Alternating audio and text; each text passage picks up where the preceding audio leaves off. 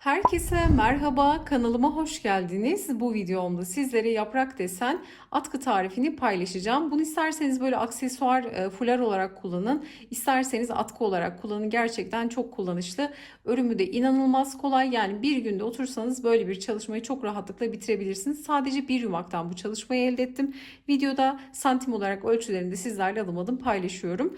Gerçekten çok keyifli ilerliyor. Ben bunu bir şablona bakarak çıkarttım ama sizlere nasıl yapacağınızı da videoda detaylı olarak adım adım gösterdim. Tabii şablon üzerinde ben birazcık oynamalar yaptım. Şöyle bakın, göstermek istiyorum. Böyle yapraklardan oluşan, aslında 4 sıranın tekrarından oluşuyor. Başlangıç kısmını kurduktan sonra inanılmaz keyifli bir yapımı var. Belli bir örüntü de gidiyor aslında. O örüntüyü sürekli tekrar ediyorsunuz. Bir zaman sonra da zaten o örüntüyü ezberlemiş oluyorsunuz. Yani şurada bir iki dilim yaprak yaptıktan sonra üçüncü yaprağı zaten ezberlemiş oluyorsunuz ve sonuna kadar böyle çok keyifle bitireceksiniz diye umuyorum. Son kısmında da şöyle uç kısmında da kapatma yapıyoruz. Aslında diğer yapraklarda yaptığımız işlemi birebir aynısını yaparak kapatmayı da yapıyoruz. Yine burayı da kesmeden sizlerle adım adım detaylı olarak paylaştım. Umarım sizler de beğenir ve denersiniz. Detaylı tarifimize geçmeden önce de sizlerden küçük de bir ricada bulunmak istiyorum. Kanalımıza ücretsiz abone olabilir, videoyu beğenir ve yorumlarınızı eksik etmezseniz gerçekten çok mutlu olurum. Bunu dediğim gibi isterseniz aksesuar olarak kullanın. Sadece 100 gram ağırlığında bir atkı çalışmış olduk. İster atkı olarak ister flor olarak kullanabilirsiniz. Gerçekten çok şık bir parça oldu. Tarifimize geçelim. Örgüm için kullandığım ipliğimi Aksa Örgü Butik'ten aldım. Sizin için de iletişim bilgilerini videonun açıklama kısmına eklerim. Oradan bakabilirsiniz. İçeriği %25 yün olan 100 gram 170 metre uzunluğunda bir iplik. Şöyle dokusunu da yakından göstermek istiyorum. Sizler tabi bu çalışmayı istediğiniz iplerle yapabilirsiniz. Kullanacağım tığ numaram da 3,5 milim olacak. Elim gevşektir. Normalde 4 milimi kaldıracak bir iplik ama elim gevşek olduğu için ben 3,5 milim tığla öreceğim. Şimdi burada böyle çok karmaşık gibi gelebilir ama modelin zeminini kurduktan sonra sadece 4 sıranın tekrarından oluşan çok keyifli, kolay bir örnek. Karmaşık gelebilir ilk başta ama mantığını kavradıktan sonra ilk sıraları birlikte yapacağız. Sonrasında hep 4 sıranın tekrarı, bir de bitişi ucunda bir farklılık var. Onu da yine birlikte yapıyor olacağız. Şimdi işe ilk olarak zincirle başlangıç yapıyoruz. Burada hemen ilk zincirimizi bu şekilde kilit yaptıktan sonra 5 tane zincir çekiyoruz. 1, 2, 3, 4 ve 5. Bu aşamada eğer çok hızlı ördüğümü düşünüyorsanız videoyu yavaşlatabilir ya da tam tersi hızlandırarak da seyredebilirsiniz. 5 zincirden sonra tığıma doluyorum. Hemen buradaki birinci zincire batıyorum. Bakın, kilit zincirden sonraki zincirimin içerisine batıyorum. İlmek çıkardım. 3 ilmeğim var. Doluyorum. İkisini birlikte. Tekrar doladım. İkisini birlikte örerek ikili trabzan örüyorum. Arada bir zincir çekiyorum. Tığıma tekrar dolayarak aynı zincir içerisine gelip bir ikili trabzan daha örüyorum. 2, 2 de çıkıyorum. Bakın, böyle iki tane bir zincirlik yuvamızı elde etmiş olduk. Şimdi burada 1, 2, 3 zincirle yukarı çıkıp örgümüzü çevireceğiz. Her defasında yukarı çıkarken 3 zincirle çıkış yapacağız. Şimdi tığıma doluyorum. Buradaki bakın gelen boşluğumuzun içerisine batıyorum. Bir tane ikili trabzan örüyorum. Bir tane zincir, özür dilerim, iki zincir çekiyorum. İki zincirden sonra tığıma doluyorum. Hemen şu ortada duran trabzanın tepesine geliyorum. 2 tane trabzan örüyorum. 1, tekrar tığıma doladım. Aynı boşluğa gelip bir ikili trabzan daha örüyorum. Şimdi tekrar 2 zincir, tığıma doladım ve buradaki bakın 4 tane zincir var. Trabzandan sonra gelen bir zinciri bırakıp ikinci zincirin içerisine batıyorum ve buraya da 2 tane trabzan çalışıyorum. 1, aynı boşluğa 2. Şimdi yine 3 zincirle yukarı çıkıyorum. 3, örgümü çevirdim. Şimdi buradan bakın, şu iki tane kenarda duran iki trabzandan yapraklar çıkacak. Bu ortadaki nokta da şu ortada uzayan nokta, bakın. Bu direk noktası, iki yaprak noktası. Şimdi iki tane yaprak noktasını ayırdık. Şimdi bu orta sabit düz ilerleyecek yukarı doğru. Bunlar da kenara doğru yapraklar olacak. Şimdi tığıma doluyorum. Gelen boşluğun içerisine, bakın ilk boşluğun içerisine batıp hemen bir tane ikili trabzan örüyorum. Şimdi arada bir zincir var. Tığıma doluyorum. Hemen bir sonraki trabzana 2 tane trabzan örüyorum. 1, tığıma doladım. Aynı boşluğa 2. Şimdi şu arada 2 zincir vardı. Burada 3'ü çıkıyor. 1, 2, 3 oldu. Tığıma doluyorum. Şimdi bu 2 taneyi sabit tutacağız. Hemen bakın 3 zinciri çektikten sonra trabzanın ilk gelen trabzanın tepesine bir tane trabzan, tığıma doluyorum. Hemen bir sonraki trabzana tekrar trabzan örüyorum. Şimdi bu orta nokta. Burada ne yapmışsak burada da aynısını yapacağız. Şimdi tekrar 3 zincir. 1, 2, 3. Tığıma doluyorum. Bakın zincirle beraber 2 tane trabzan var. Hemen gelen trabzanın tepesine 2 tane trabzan. 1, 2, arada bir zincir. Tığıma doluyorum ve 3. zincire batıyorum. Bakın çünkü bu 3 zincirde bir trabzan kabul ediyoruz. 3. zincire de batıp 2 tane trabzan örüyorum. 1, aynı boşluğa 2. Bakın 3. sırayı da bu şekilde tamamladık. Şimdi yine 3 zincirle yukarı çıkıyoruz. Örgümüzü çevirdik. Tığıma doluyorum. Artış yapacağım için burada ilk boşluğu hep kullanıyorum bakın. Artış yapacağım için hemen gelen ilk boşluğa bir tane ikili trabzan, tığıma doluyorum. Bir sonraki trabzana gelip ikili trabzan örüyorum. 2 tane olan trabzanı 3'e çıkarmış oluyorum bakın. Şimdi arada bir zincir. Hep bu yaprakların arasında bir zincir var. Bakın sadece şu aradaki zincir sayıları değişiyor. Bu da aslında çok kolay ilerliyor. 1 iken 2 oluyor, 2 iken 3, 3 iken 4 oluyor. 4'ten sonra tekrar düşürüyoruz. 3, 2 şeklinde ilerliyoruz. Zaten örme mantığını kavradıktan sonra ne kadar kolay olduğunu göreceksiniz. Bir zincirden sonra tığıma doluyorum. Hemen gelen bir zinciri geçiyorum trabzana. Batıp önce bir tane trabzan örüyorum. Bakın ikincisine 2 tane öreceğim. Ve 3 taneye tamamlayacağım. Hep böyle dışındaki taraflardan aslında yaprağın kavis olsun diye böyle dıştaki tarafından artırıyoruz. Geliyorum ikinci trabzana. Birinci trabzan doladım. Aynı boşluğa ikinci trabzanı örüyorum. Şimdi 3 tane olan trabzan burada özür dilerim zincir 4'e çıkacak. 1, 2, 3, 4. Tığıma doluyorum ve geliyorum buradaki bakın trabzanın tepesine batıyorum. İkili trabzan, arada bir zincir var. Tığıma doluyorum. Şimdi artık bir zincir çünkü bir sonraki yaprağı çıkarmak için arada bir zincir çekmemiz gerekiyor. Tığıma doluyorum ve bir sonraki trabzana batıp ikili trabzan örüyorum. Sonra tekrar 1, 2, 3, 4 zincir. Tığıma doluyorum ve şuradaki bakın 2 tane trabzan, bir zincir, 2 tane trabzan var. Başta ve sonda artışlar yaparak 3'e çıkarmış oluyorum. Hemen gelen ilk trabzanın tepesine 2 tane trabzan, 1, aynı boşluğa 2 doladım. Bir sonrakine bir tane, arada bir zincir. Zincirden sonra gelen trabzana bir tane trabzan doluyorum ve 3 zincir, bakın 3. zincire geliyorum. 2 tane trabzan örerek bu sırayı bitiriyorum. 1, aynı boşluğa 2. Şimdi 3 zincirle yukarı çıkıyorum. Örgümü çevirdim. Tığıma doluyorum. Şimdi 3 bizim en son artırdığımız sayı oluyor. Şimdi bu üçlü trabzanı koruyarak devam edeceğiz. Artık burada artış yok. Tığıma doluyorum. 3 zinciri bir trabzan kabul ettiğim için ilk boşluğa batmıyorum. İkinci boşluğa batıyorum bakın. İkinci boşluğa batıp ikili trabzan, bir sonraki trabzana batıp tekrar ikili trabzanla baştaki zincirle beraber 3 tane trabzanı bu şekilde elde etmiş oluyoruz. Arada bir zincir. Tığıma doluyorum. Bir zinciri geçiyorum. Hemen 3 tane trabzanın tepesine yine 3 tane ikili trabzanımızı örüyoruz. Şimdi buradaki zincir sayısı 3'e düşecek. 1, 2, 3. Tığıma doluyorum. Şimdi burada yeni yaprak için yani şuradaki çıkarmayı yapacağız. Bakın arada bir zincirlik noktayı yaptıktan sonra yeni yaprak için yerler, zeminler oluşturuyoruz. Zincir sayısı 4'ten 3'e düşüyor. 3'e düşürdük. Şimdi gelen 4 zincirden sonra gelen trabzanın tepesine 2 tane trabzan. 1, aynı boşluğa 2. Arada bir zincir, tığıma doluyorum. Bir zincirlik boşluğa geliyorum. 2 tane trabzan örüyorum. 1, aynı boşluğa 2. Arada bir zincir, Tığıma doluyorum ve bir sonraki trabzana batıp tekrar 2 tane trabzan örüyorum. 1 ve 2. Bakın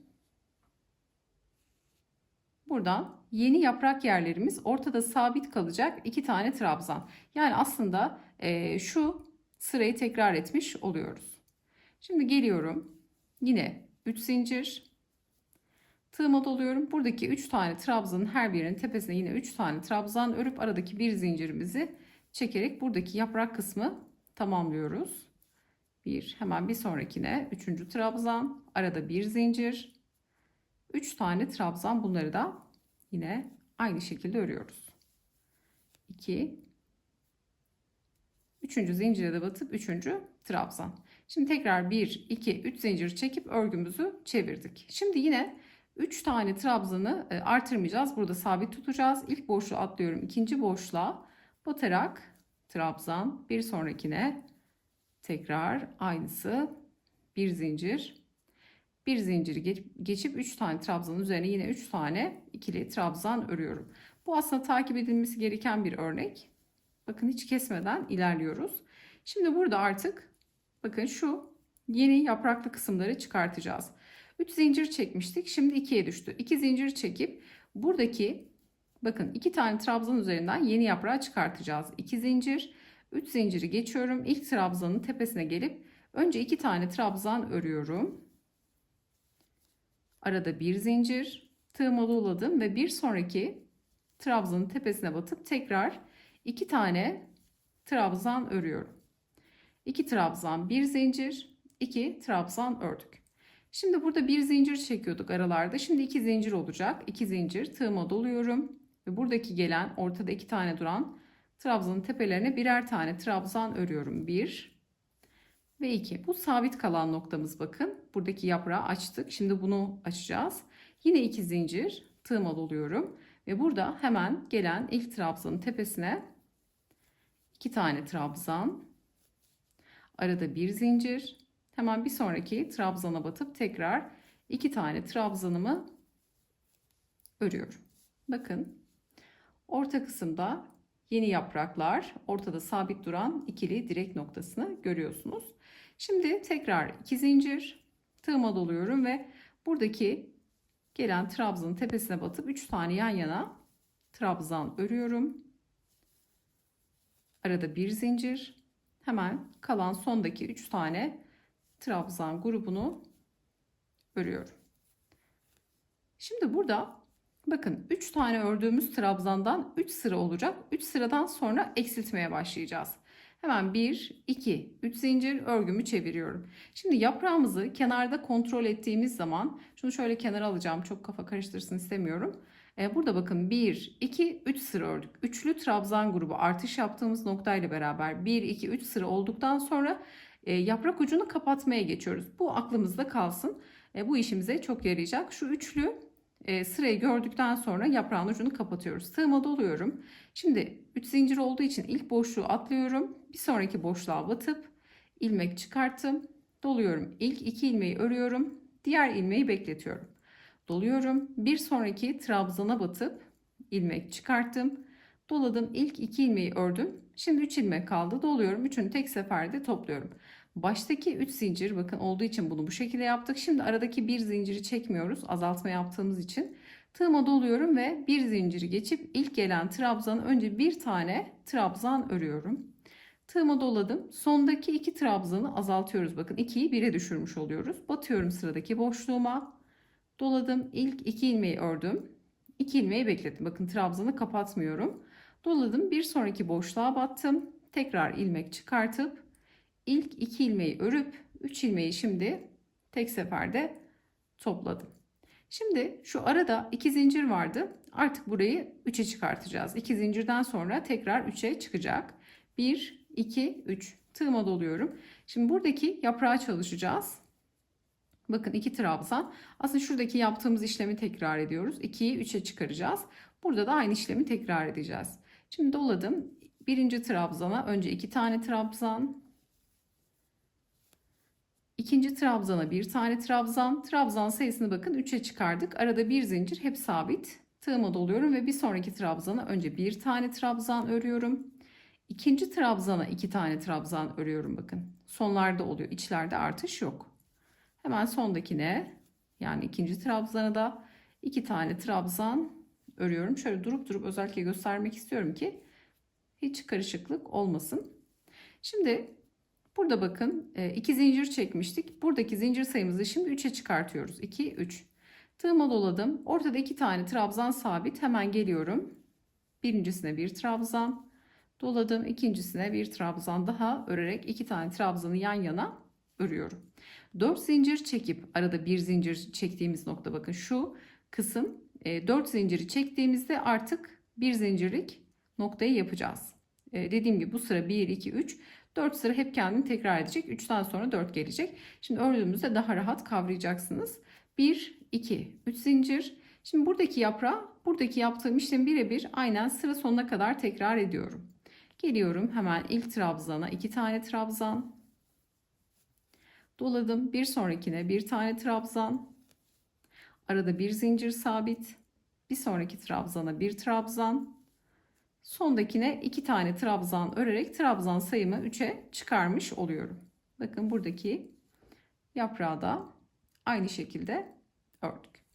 Şimdi burada 2 idi. Şimdi 3 zincirle geçiş yapıyoruz. 3 zinciri çektik. Şimdi sayıyorum bakın. Üçlü sıra 1, 2, 3 sıra. Ne yapıyorum? Baştaki gibi aynen kapatmamı yapacağım. Yani azaltmayı yapacağım. Geliyorum ilk trabzanın tepesine battım.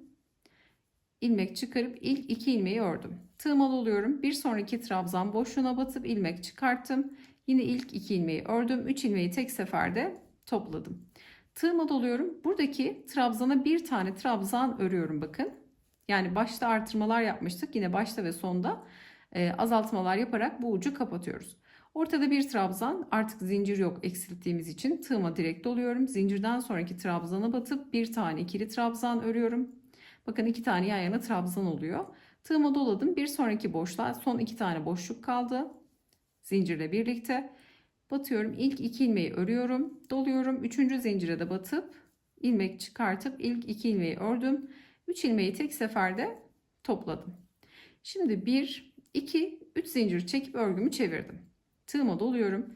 Şimdi 3 zincir ilk boşluğun trabzan noktası gibi düşüneceğiz bunu. Zincir çektiğimizde ilk boşluğa dokunmuyoruz bu azaltma noktasında. İlk boşluğu atlıyorum, ikinci boşluğa batıyorum, ilmek çıkarttım, doladım, ilk 2 ilmeği ördüm. Tekrar tığıma doladım. Bir sonraki bakın trabzan boşluğuna battım, ilmek çıkarttım, doluyorum, ilk 2 ilmeği ördüm. Tekrar doladım. Buradaki son boşluk bakın 2'yi 1'e düşürmüştük. Buradaki boşluğumuza batıp ilmek çıkartıp ilk 2 ilmeği örüyorum. Sonda 4 ilmek kalıyor. Doluyorum ve 4 ilmeği tek seferde topluyorum ve yaprağın ucunu bu şekilde kapatmış olduk. Şimdi yaprağın ucu kapandıktan sonra 7 zincir çekeceğiz. Eğer eliniz sıkıysa 8 de çekebilirsiniz. Bakın bu yaprakla işimiz bitti. Şimdi buradan örüp geleceğiz. Sonra buradaki yaprağı kapatıp dönüş yapıp tekrar aynı işlemleri tekrar edeceğiz. Aslında çok kolay. Sadece takip etseniz yani şu zemini kurduktan sonra mantığı çok rahat anlaşılıyor. Sayıları da zaten ritmik olarak söyledim. Belli bir örüntüde gidecek. Hiçbir zorluğu yok dediğim gibi.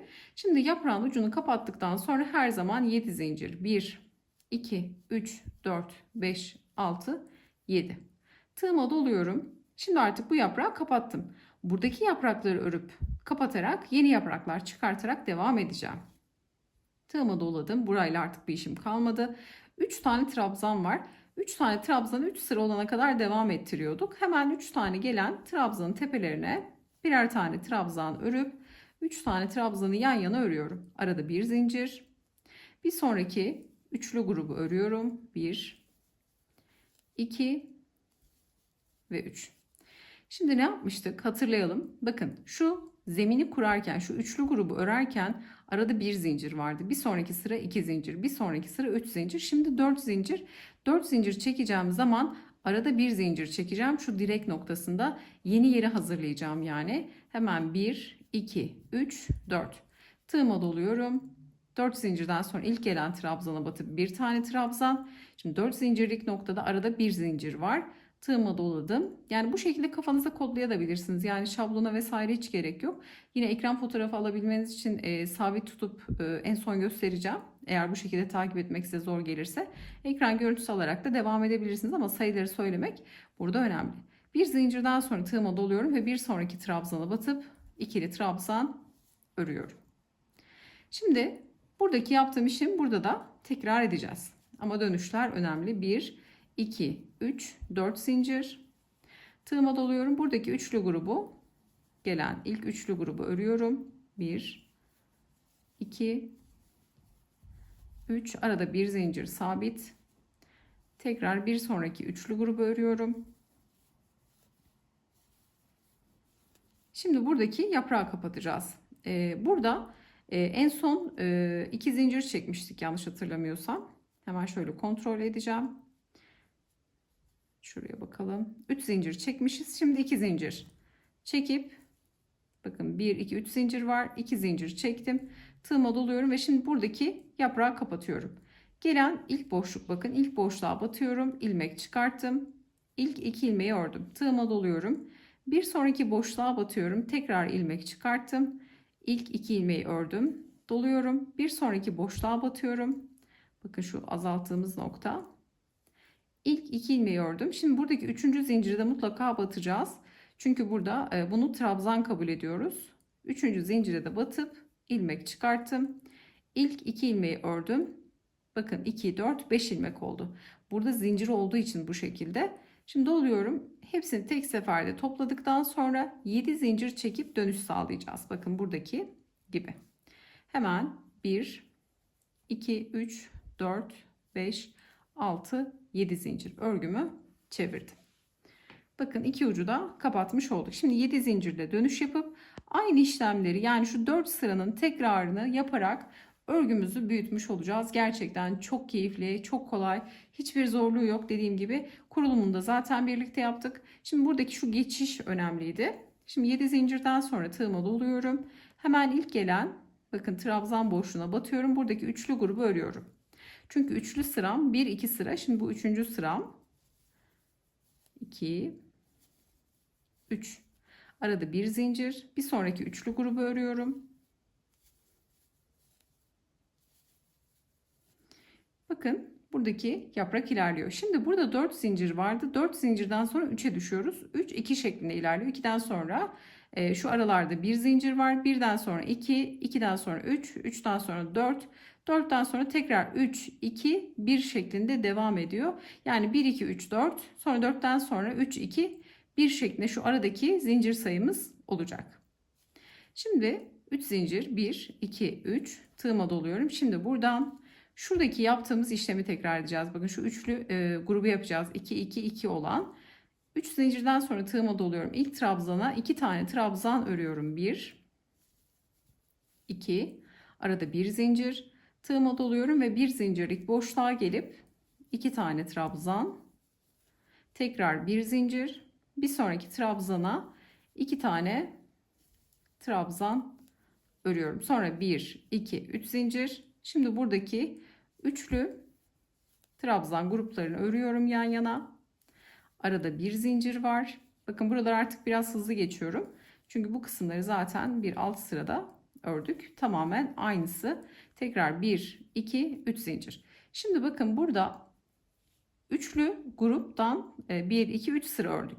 Şimdi demek oluyor ki artık burada azaltma yapmamız gerekiyor. Yani ucu kapatmamız gerekiyor. Bakın buradaki gibi üçlü trabzan grubu 3 sıra olduktan sonra ucunu kapatıyoruz. Örgüyü çevirdik. Tığıma doluyorum. 3 zincir olduğu için ilk boşluğu atlıyorum. İkinci boşluğa batarak ilmek çıkarttım. İlk 2 ilmeği örüyorum. Tığıma doladım. Bir sonraki boşluğa batıyorum. Tekrar ilmek çıkarttım ve ilk 2 ilmeği ördüm. Şimdi başta zincir olduğu için bakın bu şekilde görünüyor. Şimdi doluyorum ve 3 ilmeği tek seferde topluyorum. Arada artık bir zincir yok. Toplama yaptıktan sonra aradaki bir zinciri çekmiyoruz. Şimdi tığıma doluyorum ve burada bakın ilk gelen birinci trabzana batıp önce bir tane trabzan örüyorum. Sondakinde eksiltme yapıyorum. Bir sonraki trabzana battım, ilmek çıkarttım. İlk 2 ilmeği ördüm, doluyorum. Bir sonraki trabzana battım. İlk 2 ilmeği ördüm, doladım, üçünü tek seferde topladım. Şimdi burada 3 zincir çektik. Şimdi 2 zincir çekiyorum. Tığıma doladım. Şöyle sayabilirsiniz. 3 zincirden sonra 2 zincire düşüyor. Şimdi burada bakın şu kenardaki yaprakları çıkartacağız. Hemen birinci trabzana 2 tane trabzan, arada bir zincir. Bir sonraki trabzana tekrar 2 tane trabzan örüyoruz. Sonra aynı şekilde bakın örgü devam ediyor. Ortada 2 tanesi sabit kalıyor. Burada aralarda bir zincir çekmiştik. Şimdi bir zincir 2'ye çıkacak.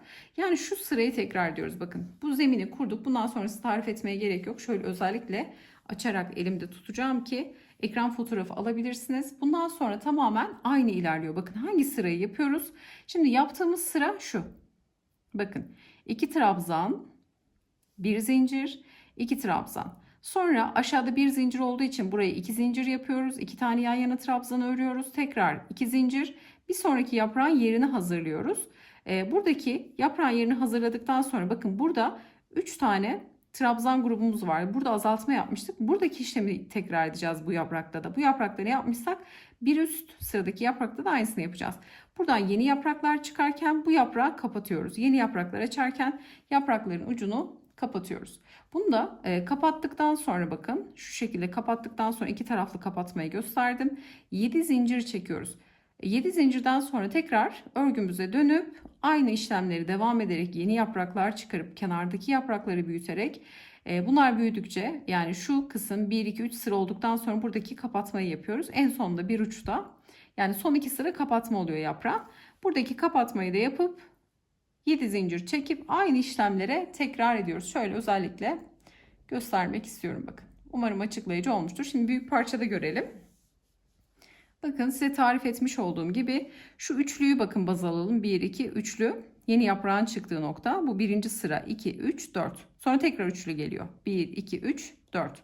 Sonra tekrar üçlü geliyor. Hep bu 4 sıranın tekrarı bakın. Şöyle göstereceğim. Diğer tarafını da şöyle görelim. Bakın hep aynı şekilde örgümüzü uzatacağız. Ben bir yumak bitene kadar yani 170 metreydi ipin metrajı. 100 gramlık bir iplik. Kalın da dokulu. Şöyle en kısmını da söyleyelim hemen. Eni kaç santim oldu?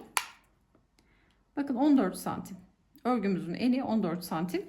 Bu da yaklaşık 1 metre 40 santime yakın örülüyor. Şimdi uç kısmını kapatmayı göstereceğim sizlere. Hemen şöyle uca gelelim.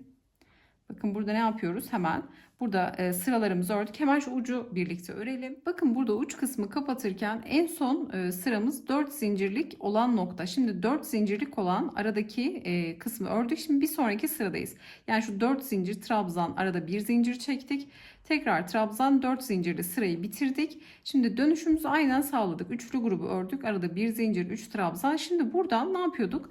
Şu sırayı tekrar ediyoruz. Yani şuradaki trabzandan 2 trabzan araya bir zincirlik boşluğa batıp 2 tane trabzan bir sonraki trabzana da batıp tekrar 2 tane trabzan örüyorduk. Yani şu sırayı tekrar ediyorduk. Ne yapıyorduk? 2 tane üçlü grup örüyorduk. Baştaki ve sondaki yeni yapraklar oluşturuyordu. Ortadaki direk kısmıydı. Fakat artık burada direk kısmı yapmayacağız. Sadece yaprak kısmını örüp bitireceğiz. Bunun için de ne yapıyoruz?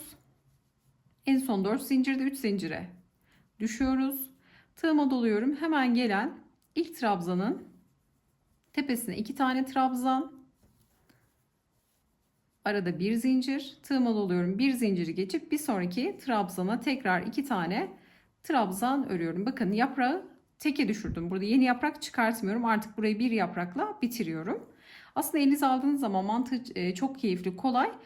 Sadece biraz örün, belli bir örüntüsü var. O örüntüye alıştıktan sonra inanın hiç böyle yani bakmadan öreceksiniz. O kadar keyifli bir örgü. 1, 2, 3 zincir tığıma doluyorum ve buradaki üçlü gruba geliyorum ve buradaki yaprak kısmını örüyorum. Şimdi burada hiç kesmeden birlikte örelim. Üçlü grubu ördüm. Arada bir zincir. Bir sonraki üçlü grubu örüyorum. Bunu da 3 sıra örüyoruz. 3 sıradan sonra da azaltıyoruz. 1, 2, 3 zinciri çektim ve örgümü çevirdim. Şuradaki üçlü sırama bakıyorum. 1, 2, 3 olmuş. Demek ki burada azaltacağım. Tığıma doluyorum ve baştakini bırakıyorum. Bakın azaltma yaparken birinciye dokunmuyorum. Zincir olduğu için birinci boşluğu atlıyorum. İkinci boşluğa batarak ilmek çıkarttım. Doladım. İlk 2 ilmeği ördüm. Tekrar doladım. Bir sonraki trabzana batıp ilk 2 ilmeği ördüm. 3 ilmeği tek seferde topladım. Zincir çekmiyoruz azaltma olduğu için. Doluyorum ve zincirden sonra gelen ilk trabzana bir tane trabzan, sondaki 2 trabzanı teke düşürüyorum. İlk 2 ilmekleri örerek 3 ilmeği de tek seferde topladım. Şimdi şu arada 3 zincirimiz vardı. Burada 2'ye düşüyor. Tığıma doluyorum ve şimdi buradaki 2 tane olan trabzanı 3'e çıkartacağım. Hemen baştakine burada 2 tane trabzan, bir sonraki trabzana bir tane trabzan ördüm. Arada yine bir zincir, tığıma doluyorum. Bir sonraki trabzana bir tane trabzan, bir diğer trabzana 2 tane trabzan ördüm. Aşağıda 3 zincir olan nokta 2'ye düştü.